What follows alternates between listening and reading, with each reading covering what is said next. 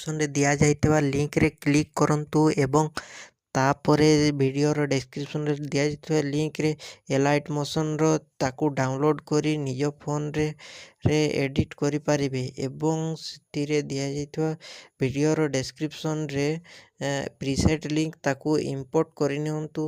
ତାପରେ ସେଥିରେ ଆପଣ ଯାହା କିଛି ଚେଞ୍ଜ କରିବାକୁ ଚାହୁଁଛନ୍ତି ତାହା ଚେଞ୍ଜ କରିପାରିବେ ଏବଂ ନ ଚେଞ୍ଜ କରି ମଧ୍ୟ ଆପଣ ତାକୁ ସିଧା ଡାଉନଲୋଡ଼୍ କରିପାରିବେ। ଯଦି ଭିଡ଼ିଓଟି ଭଲ ଲାଗିଥାଏ ଚ୍ୟାନେଲଟିକୁ ସବସ୍କ୍ରାଇବ୍ ଏଣ୍ଡ ଭିଡ଼ିଓଟିକୁ ଲାଇକ୍ କରିନିଅନ୍ତୁ।